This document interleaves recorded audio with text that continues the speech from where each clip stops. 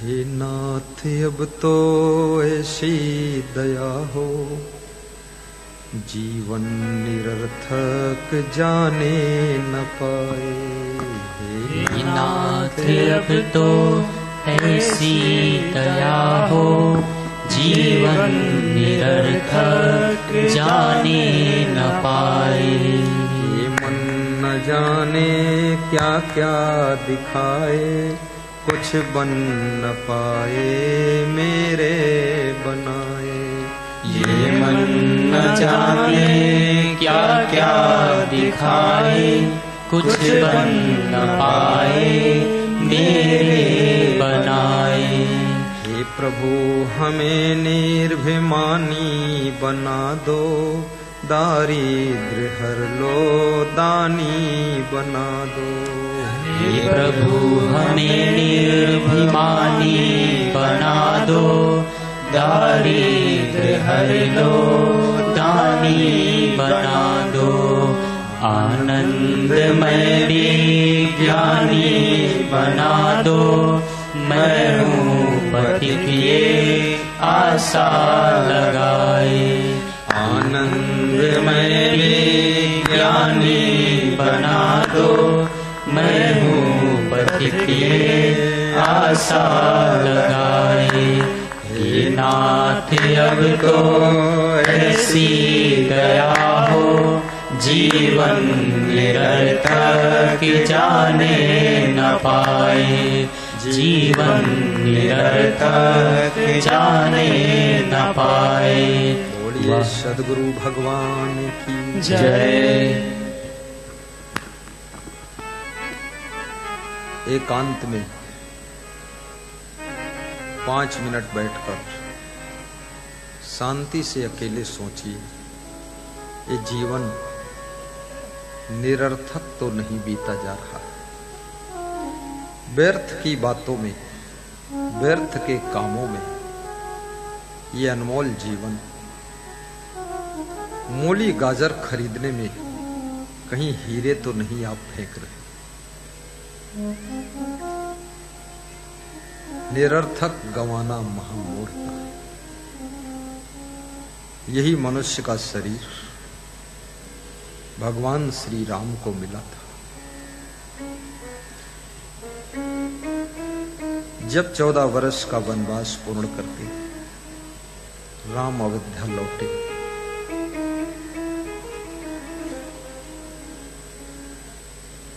सबके घर की छतों के ऊपर, द्वारों पर जलते हुए दीपक देखा। राम ने पूछा, ये दीपक क्यों जल रहे? प्रभु, आपके आगमन की खुशी में दीपक जलते, सबको खुशी है।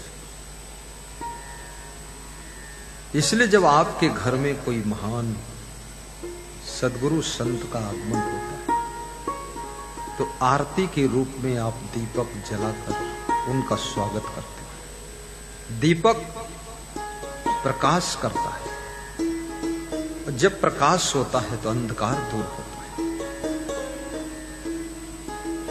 राम के आने से अवध में प्रेम का प्रकाश फैल रहा है, खुशी की रोशनी फैल रही है, और ज्ञान का प्रकाश फैल रहा है। आपके जीवन में जब कोई सद्गुरु का प्रवेश होता है, जन्मों जन्मों का अंधकार, अज्ञान का अंधेरा दूर होता है और ज्ञान का प्रकाश जीवन में फैलता है। और जिसको ज्ञान नहीं, उससे बड़ा दुखी कोई इंसान नहीं। ज्ञान केवल physics, chemistry, botany, biology, zoology, agronomy और मैथमेटिक्स का ज्ञान, ये केवल पेट भरने की व्यवस्था बनाता है। याद रखना, आप डिग्री बहुत हासिल कर लें, अहंकार आ सकता है, लेकिन डिग्री से कोई संस्कार नहीं आ सकता। अहंकार आपको भटका सकता है, चरित्रहीन बना सकता है। अहंकार आपको क्रोधी बना सकता है, झगड़ालू बना सकता है। लेकिन यदि संस्कार आ गया तो याद रखना, संस्कार आपको इंसान बना सकता है, महान बना सकता है, और संस्कार आपको भगवान भी बना सकता है, भगवान भी बना सकता है। इसलिए सत्संग से जुड़ना चाहिए, क्योंकि सत्संग में संस्कार मिलते हैं, जीने की कला मिलती है, व्यवहार की कला मिलती है। और जिसका सुंदर व्यवहार है उसके घर में रोज त्योहार है, और जिसके घर के बच्चों में संस्कार है तो उसका घर होनहार है। और याद रखना, संस्कार पैसे से नहीं मिलते। संस्कार जिनकी जिनकी संगत में तुम गुजरते हो, वहां वहां से संस्कार तुमको मिलते चले जाते हैं। माता पिता से भी संस्कार मिलते हैं, पड़ोसियों से मिलते हैं, मित्रों से मिलते हैं, सहेलियों से मिलते हैं, और रिश्तेदारों से भी संस्कार मिलते हैं, संतों से भी संस्कार मिलते हैं, गुरु से संस्कार मिलते हैं।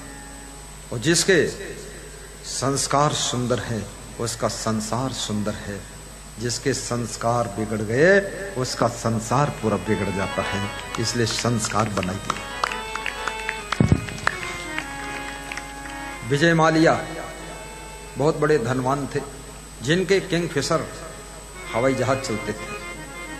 एशिया में दूसरे नंबर की उनकी शराब की फैक्ट्री है, पानीपत के पास में। मैं उनकी फैक्ट्री भी देख कर आया, लेकिन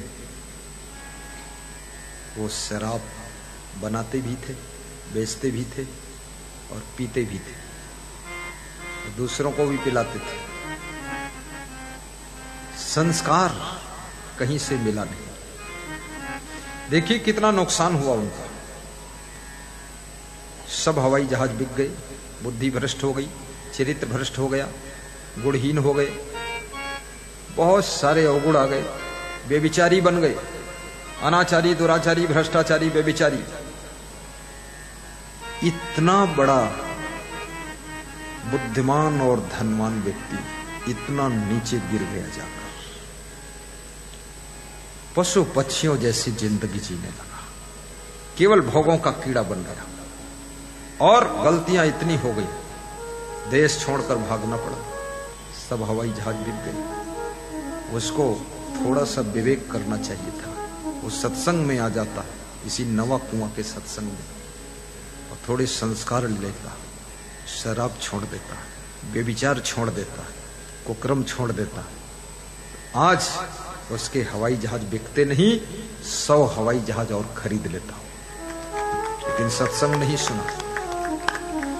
मुकेश अंबानी सत्संग सुनते, माता पिता से भी संस्कार उनको अच्छे मिले, और संतों से भी जुड़ा हुआ व्यक्ति है। मुकेश अंबानी बहुत धनवान व्यक्ति है, लेकिन मुकेश अंबानी सुनोगे तो खुश हो जाओगे, वो शाकाहारी है, वो शाकाहारी है। शराब नहीं पीता है, क्या पीता है? छाछ पीता है। गुजरात के लोग छाछ बहुत पीते, गुजरात में छाछ, क्योंकि गुजरात के लोगों का पेट अक्सर खराब रहता है। क्यों? क्योंकि लाडू बाटी, क्यों? क्योंकि लपसी और गोटा, गोटा गोटी, लाडू बाटी और लपसी और दूध पाक, और ऊपर से पपीता पाक। छाछ दूध से 1000 गुना फायदेमंद होती है, इसलिए गुजरात के लोग छाछ का प्रयोग करते हैं। रायता बहुत फायदेमंद होता है, इसलिए कभी कभी रायता भी खाइए, कभी छाछ और खिचड़ी खाइए। आपके देश का प्रधानमंत्री नरेंद्र मोदी, वो कढ़ी और खिचड़ी हफ्ते में 3 दिन तो खाते ही, और खिचड़ी और कढ़ी खा करके सारी पार्टियों की खिचड़ी निकाल कर बाहर कर, ये गुजरात माइंड है उसके पास। गुजरात में यहाँ की मिट्टी का असर है या हवा का असर है। मैं भी जब से गुजरात आने लगा तब से माइंड बढ़ा है। यहाँ की हवा सांस में लो दिमाग बढ़ता है, और यहाँ जिसका दिमाग नहीं बढ़ा अब कहीं बढ़ने वाला है भी नहीं।